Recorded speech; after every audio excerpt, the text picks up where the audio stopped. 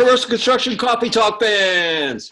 How's it going out there on the web? Thanks for chiming in. My name, David Corson. I'm your host. I'm also the publisher editor of Commercial Construction and Renovation magazine. We're a B2B title, been around for over 20 years. Our editorial target, design, build, maintain in the commercial construction sector. Retail, restaurants, hospitality, healthcare, multifamily. We do a little cannabis. We do all sorts of stuff in there. All about design, build, maintain. How to maintain your facilities. How's it going out there tonight? Hope everybody had a great weekend. Starting the week out on a positive note. I'm down here in Atlanta, Georgia. Hot and muggy. The dog days of summer. It is hot and sizzling in hot Atlanta. I can tell you. Everybody out there, hope you're washing your hands, don't touch your face, and you're feeling okay. Once again, the COVID spike here, spike there. I'm sure the government officials and the healthcare guys will figure it out, but hopefully you're all out safe out there, enjoying your evening. Tonight we've got a great show. Got a facility maintenance professional who I've known for a while now, and we're going to talk some construction, some design, some facilities. We're going to have a lot of fun. I want to introduce Mr. Joe Fairley. He's the Director of Business Development for Laser Facility Management, which is located actually in Florida, but he's actually in upstate New York in the New York State Capitol in Albany. Say hi, Joe. Hello, David. Great to be on the show. Yeah, we welcome you. Thank you so much. And I know that you've participated in a couple of our Zoom virtual events. We've got Family Feud coming up in a couple of days, and looking forward to playing host there, Steve Harvey. So diving in, right, as I always say, diving right into our conversation. Okay. I know kind of your bio, your story, but our listeners out there in commercial construction coffee talk land, sorry for the tongue twister, they don't know your story. So let us know where you grew up, where you went to school, how you got into construction, how you ended up where you're at today, and all those important items. Wow, thanks. This is something to think about. Thank God you sent me that question ahead of time, because I didn't know where I was coming from. Not in these times that we're living in right now, but thanks for having me on the show. It's awesome to kind of tell the story. Wonderful to be here. My story starts age 14, like a lot of people in this business. I grew up in Lake George, New York, which is a few minutes from where I'm at right now. Family owned a little hotel. Oh, nice. And there was nothing but restaurants, bars, and hotels. So if you wanted to work, you worked in one of those. So how many toilets did you clean or unclog? That's what I want to know. Because if you're in a hotel, you got to know how to do that, right? Well, it was a good foundation. Let's put it that way. It was a lot of fun. My dad actually bought the hotel, and when I was 16, and he handed me a box of keys, because back then we used keys, actual keys. And he handed me the box of keys, and he said, "Look, I'm going away from the summer. See what you can do with this place." So at age 16, I started my own little hotel, and I could not find out, how to actually get that started, how to find people who would come stay at your hotel. So I found out that the easiest way of doing this was actually to have people stay there for the whole summer. And the easiest way of doing that was finding people who had to work there for the whole summer. Nice. So picture a 16-year-old boy kind of coming in the back door of bars and restaurants, walking through the restaurants, handing out a little homemade business card saying, "Come stay at our place. No matter what you're currently paying, you can pay $10 less." How many rooms did you have? We had 5 cabins and 14 rooms, so there were 19 total. My dad came back at the end of the summer. I had the place fully rented for the whole summer. I handed him what was then called a passbook, like a little book from the bank. Oh, sure. That said, said how much money he had in the bank. He was so impressed that he cut me in for 50%, and I was on my way. But Nice. that was my early indoctrination into the facilities world, because wow, I could never imagine everything that went into such a small little place. And No air conditioning, right? No, we had little AC units, but yes. Oh, wow. So, but I didn't know how to fix them, so when they went on the blink, I bought another one. Yeah, make it easy. They probably were, like I said, it's either unclogging the toilet, or the AC's not working.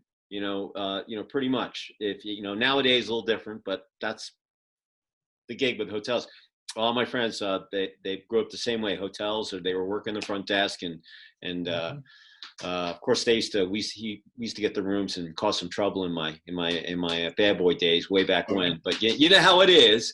But boy, but they used to tell me some stories.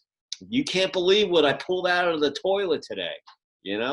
And I know some of my facility guys are like, oh yeah, we go to Burger, we'll go to McDonald's 3 or 4 times a day pulling stuff out of it. You'd be amazed at what you pull out of there. So anyway, so continue on. I'm sorry for butting in. No, not at all. That's how it started. I went to school, Rochester School. You were a fan of concerts and things. Rochester had a lot of those. Oh yeah. I lived in Saratoga, New York also. Saratoga had a lot of concerts. So in those days, it was back and forth around New York during college, going to concerts and, getting a little bit of learning. I actually have a computer science degree. I used to write code in 5 languages. Oh, wow. When I graduated with that degree, I fell back on what I knew and what I loved. And I knew I didn't want to sit in a room writing code. So I packed up a car, and I had $100, and I moved to Florida and said I was going to go work for Disney. The only people that didn't know that were the people at Disney. So it was a learning experience for me. No job, no place to live, and being in a state that's 1,500 miles away from home.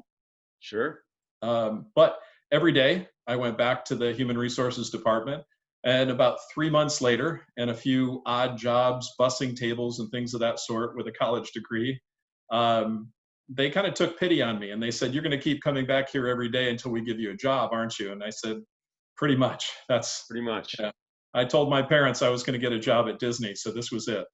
So 3 years later, I had 100 employees, 5 managers, 5 restaurants under me, and it was off to the races. This is all at Disney. It was, yeah. Nice. So you'll see behind my head here many little artifacts. Once you're in Disney, and you can't get it out of your head. Yeah. So I'm a Disney fanatic. That's a great story. That's awesome. Did they have Space Mountain in Orlando, Disney? That's my favorite ride. That's a great question. I don't even remember, but I do remember it was before Epcot opened, because I stayed in an apartment complex where Disney brought over all of the workers from all of the countries to open Epcot. And let's just say there was a party every weekend and a different theme from a different country. So it was quite a place to be for a young man in his 20s, for sure. So you really were like a restaurant manager. Were you in the facilities then, or were you getting into that kind of stuff, or was it more, No, it was pure restaurant management. And, I talked to Disney about expanding my role. I wanted to learn more, and I asked them if I could get in on the hotel side of things or operations side. And honestly, they said, Joe, you're making us a lot of money over here. Can you stay over here? And I said, I really want to do something different. So one thing led to another, and I took an opportunity to move up north and to be a general manager for a hotel group up north in Detroit. So moved out of Disney, but I moved to try to learn some new things.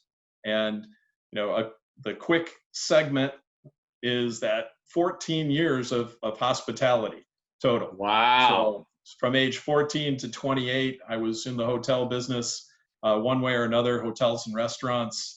Kind of finished my hotel career in Chicago as the general manager of a Hilton hotel. And from there, I met a guy, and that's how this starts sometimes. You meet people and you just kind of fall in love with their vision. And I met a guy in the facilities business, and the next thing I know, I went to work for him, and snap your fingers, 10 years later, I was still in the facilities business, but I had now been in the facilities business on 5 continents. So I had gotten myself to Australia, South Africa, Scotland, Japan, Europe, and it was just such an experience. World traveler. Who would have known? I did not know this about you. So the facilities world doesn't differ all that much, as we get out of the U.S. It really doesn't. You just pay attention to local customs, but the work is the work. The only reason I actually left that job is the gentleman sold his company. We grew it. I won't mention the numbers, but we grew it to a nice big number, and it was just an offer he couldn't refuse. Ended up going to work for one of our direct competitors, and spent the next 10 years with him in the facilities business. I have this love for entrepreneurs and what their vision is, and when you kind of mesh and hook up with the right entrepreneur, it's just like gold. It just happens. Their vision is clear. They take care of their people. They take care of their customers, and things just move, and it grows. So really speed forward. And in the last couple of years, I've kind of been looking for that next entrepreneur, and had a couple good gigs in the meantime. Met some great people. By the way, that second entrepreneur, again, the only reason I left him, he sold his company. And we know that it's the nature of the business in this sector. So, So I've been looking for that next. And a guy that I had been acquainted with as a customer, I was an FM, he was my customer, and he was the FM leader at a retail chain. He once told me, he said, I think I'm going to go out on my own. He said, when I think it's built up enough, I'm going to give you a call. And sure enough, the second week of this COVID craziness, he saw me make a change on my LinkedIn page, and he called me up and he goes, I think we're ready. Let's talk. Yeah. And this is the most interesting entrepreneurial group that I've been a part of. The partners in laser facility management, 2 of the partners own their own retail chains. Nice. And then the third partner is the CEO, and he was my previous customer, and he was the retail FM. So they own the retail chains, and so they're actually their client. They're doing their own facility maintenance too. So they're their clients. That's awesome. They are. And what's wonderful is when you look at how they can empathize with other retailers, restaurant chains, hotel chains, those other business owners, they see things from their perspective, and things that I might have had to fight a little bit for, as from this side of the tracks before, I don't have to fight for with laser, because they get it, they understand it, they're living it every day. So it's a very unique situation that has kind of gotten me here. Kind of blessed that I am here, and it's just off to the races again. We are building something. We're in a few different verticals right now, playing around. We're in the hotel vertical, and retail, and restaurants. We're looking at healthcare and senior living and other areas. Again, what we do crosses over every kind of vertical. You know that. Oh yeah, listen, it's construction. It's the same construction facilities. It's the same gig. We're talking about drywall, flooring, lighting, facilities. Got to make sure that the HVAC unit is working, the restrooms are clean, relamping. It's all those things, But I'll tell you though, the really cool thing that I like about is here the pandemic shows up. Everything's rolling along great, and March comes around and it just puts everything to a stop. And here you have an opportunity that, came out of nowhere, that, you hooked up with the company. And you never know when, when your best opportunity will abide. I resigned and started my company in December 17th, 2001, about a couple months after 9/11. And so but the big difference between 9/11 and this pandemic was that restaurants were kind of still open. Airlines, took a week or so to get, start to get back down, up in the air. And, but a little different gig. 2008 crash, much different. Once again, a lot of people, the financial crash, a lot of people lost a lot of money, but restaurants were still open, hotels, business was still happening on. Yeah. This shut down. It was bizarre. And so many people had to kind of think on their feet. So you being able to hook up with, an entrepreneurial group that owned other facilities, they had to actually figure out, okay, what am I going to do in my stores? What am I going to do with maintaining them? And then dealing with the revenue, oh my God, I've got no customers. Or if with hotels and so forth. So that's a really, really great story. I didn't know anything about this. Why these podcasts are great, because I learn all this stuff. So so after you hooked up and you went through the pandemic, did they have to shut down their stores, or were they in states where the lockdown was? It really depended on what state you're in with the lockdown. So, well, one partner is in cellular, and cellular is booming. Yeah. The other partner is in bicycles, and that's another area right now that is booming. Sure. So just by the luck of how smart they were at the time, no, they've been doing this for years. Mm-hmm. They just happen to be in industries that very much needed, and that people were going to continue buying from. Interesting. So from a looking at all your things your work, things that you learned before you ended up with this group, how have you applied that to this group and to make them more effective? Well, I think it's more or less what you and I are doing right now. It's the relationships that you build through the years of doing this. So now this is my 30th year of being on the FM side of things. Mm-hmm. And I've got long standing friends who have been there, by me, communicating with me all along. And, those people being able to pick up the phone and call those people and say, hey, this is where my company is. This is what we're headed to. Who do you know? What do you know? That networking, that ability to just kind of use those accumulated resources from the years is just huge. So right now, even with the craziness going on, we look at networking as this is the lifeblood of what we're doing right now. Mm-hmm. And you just have to figure out, like we're doing here, different ways to do it. It's just not going to be the handshake. It's not going to be the million miles that you have put in the air. And I'm in that 7-figure, class also. I'm a million miler. Listen, I don't miss traveling. I mean, we had our event in January. I lucked out. I've been the first one out normally. So we had the most people we ever had. It was our 10th anniversary summit. Things going great. February did our CCRP, did the tour, Cocoa Walk.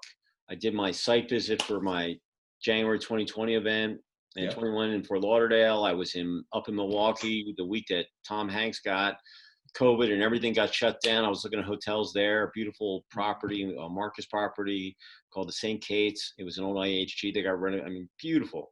And I wouldn't sign the contracts because I needed the pandemic in the force majeure. So I just said, look, half my circulation is either furloughed or laid off right now, just because of, the nature of the sector that we're in. And just looking at it, I had to really think about, oh my God, there are no trade shows going to be happening for a while. And the only way that, and I was bi-monthly. So the same thing. I'm kind of just like a retailer. I was like, what am I going to do? and I'm not going to use that word pivot because I'm sick of it.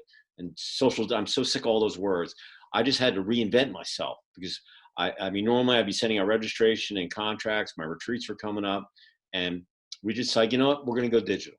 And the retreats, you know, and my summit, I'm just going to do them because until there's a vaccine or therapeutic or whatever, people are not, you know, going down and hanging out at Fort Lauderdale for 3 days, drinking buds with your buds that you've known for 30 years. Those days are over until they're going to come back. I'm not doom and gloom. I'm just being realistic.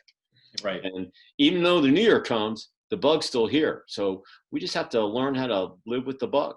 And I think that, and what we're doing right now, I've heard more people that have said that they've been more productive on these technology calls than they have ever. And they're letting all their people work out of the house. They realize they don't have to make people get up and drive into their offices, go through rush hour traffic and all that mental abuse and burning gas. And they can stay home with their, you know, watch their kids leave and wait for them to come home.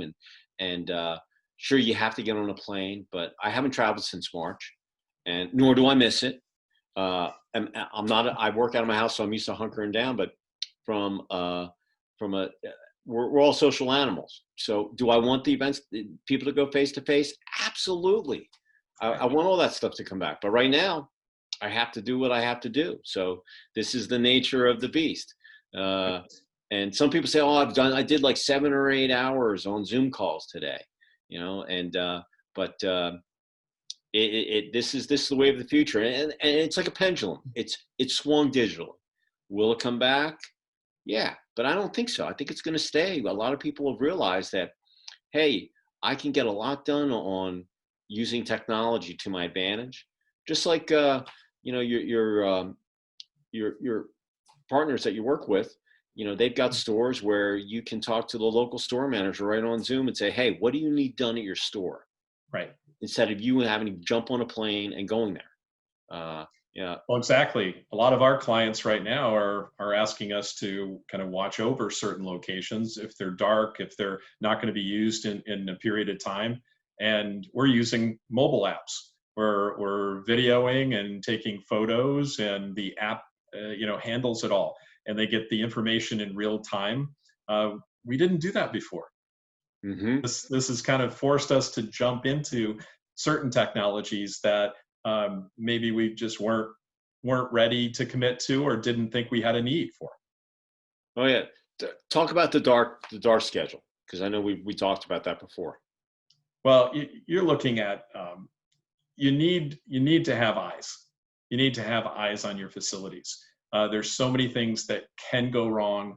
You know, and we're not just talking about areas that have had you know, trials and tribulations and those kind of challenges of other things going on. We're just talking about life. We're talking about pest control. We're talking about HVAC units that won't operate. We're talking about just water intrusion, just simple things. So when we get to you know, go out and say, look, you've got those 40 stores that you were concerned about, and in 3 days they have the answer back in their hands in digital form with photos and a complete evaluation.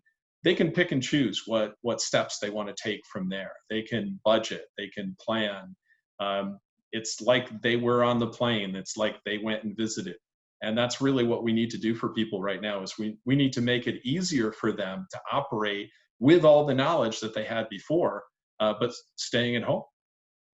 You know, one of my, we had a project management firm on a couple of weeks ago, and he said, you know, using your finger, he said, you know, the construction project is like, if this is the life cycle of a store, you know, over 30 years, whatever it might be, it's going to get renovated, new carpet and paint and make it and give it a new facelift. But the tip of your finger is really just the construction part, getting it built. But once it's built, you got all this stuff that has to go along this line. And facility maintenance is such a crucial part of operating. I don't care if it's a multifamily, a healthcare, or a restaurant, or retail chain. I mean, like I said before, you know, you got energy, you got flooring, you got security, you got restrooms, you know, you got all the new sustainable products. all these different things that you had that can go on that can affect that bottom line and how profitable you are. People, where they used to just think that, oh, the FM guys, they're like second-class citizens way back when. Am I right? The construction guys were the big, but really today, facility maintenance, if you've got whether it's 10 stores or 1,000, I mean, you can shave a few percentage points off. You can look like a hero at the end if you know what you're doing, you're aligned with the right type of company. Yeah, I had a story recently about one big box and a new FM on the big box side. He took the advice that was provided to him to make 2 or 3 little changes, and he ended up a few months later being called by the CEO as the most innovative person in their company. Because he just a little tweak, brought a pile of cash to the bottom line. Oh yeah. Yeah. You know what? You never know where you're going to get the answer from. I always tell people I learn something new every day, and like I said, the people that it's so crucial to have those partnerships, and you never know when timing your business is everything, and you just never know when that fit's going to come in, and exactly. People don't realize how important you can actually be to an asset just by making one little comment and saying, hey, maybe you might want to do this. And so that's an awesome story. It just is. Bigger isn't always better. Some of the small guys, they know some stuff. Oh, they do. And we pay a lot of attention to many small chains. And I think because we're kind of nimble, because we have worked from the retail side previously, I think our people kind of understand it. And right now, we're looking at hiring. I mean, to say it in no other terms, I mean, we're right now interviewing, we're hiring at starting level, we're hiring at projects, we're hiring at a senior level for a couple positions. And this is all because of what's going on right now, is that there is still a need for FM across the board. It just doesn't go away because there are financial challenges. It just means that we have to help them be a little bit more creative about the solutions. So leaving on that positive note, and for those who are looking to maybe make a change or looking for a new career in facility maintenance, Joe's going to give you his contact info. But if you're going to leave our commercial construction coffee talk listeners out there with one word or a piece of advice coming out of the pandemic as we're reopening the country, what would that be? I'd say business empathy. It's meaning that we need to understand what the client is really going through at all levels of whatever they're facing right now. And we need to understand that our job is to support what those needs are, to empathize and to understand that they're in a radically changing environment and they need us alongside to support them. More than ever. So if you want to get in touch with Mr. Fairley up in upstate New York, near Albany, how would they get in touch with you, Joe? Joseph at laserfacility.com. And I give everybody my cell phone number. Go ahead. So it's 561-466-1621. And I answer it, unfortunately, quite too many hours of the day. I always tell people, hey, if you want to get in touch with me, get in touch with me on mobile. That way I know you. My landline, I use it for voicemail. For those of you who want to get in touch with me, I'm at David C. at ccr-mag.com. If you're not a subscriber, go to my main page. Up on the top on the toolbar, it says subscribe. Click on that. You can get added to our mailing list. We'd love to hear from you. If you have any cool projects out there, send them to me. We're always looking for editorial. We'll find a spot for you up on the web, social media, maybe in the magazine. You never know. Joe, this has been an awesome conversation. You were a partier up in upstate New York. I probably saw you at a Dead show maybe one of those times. I don't know. Maybe I stayed at that hotel. I just don't remember it, and You're a hotelier. You're a Disney guy, worldwide traveler, FM. Of excellence. I didn't know any of this about you. This is awesome. I'm so impressed. Well, thanks for having me on. Support CCR, everybody, as much as you possibly can, because they're doing it right. Thank you, David. Hey, we appreciate the time, and all you out in commercial construction coffee talk land. We want you to have a great rest of the week. Stay cool the rest of the summer. Don't listen to the doom and gloom. Just go enjoy your lives. You're going to be okay. Remember, though, wash your hands. Don't touch your face. Okay? And you'll be okay. And with that said, we're going to say goodnight from Atlanta. Joe, say goodnight from near Albany. Good night from New York. And we'll catch you on the next episode of Commercial Construction Coffee Talk. Look for us up on Spotify, Google, and Apple. You can find us there. We also stream it up on our website and our social media. With that said, thanks again, Joe, for the great story in the background. Thoroughly enjoyed it. And everybody out there, we'll see you next time, okay? And we're signing off. Say goodnight, Joe. Good night. All right, we'll see you guys later.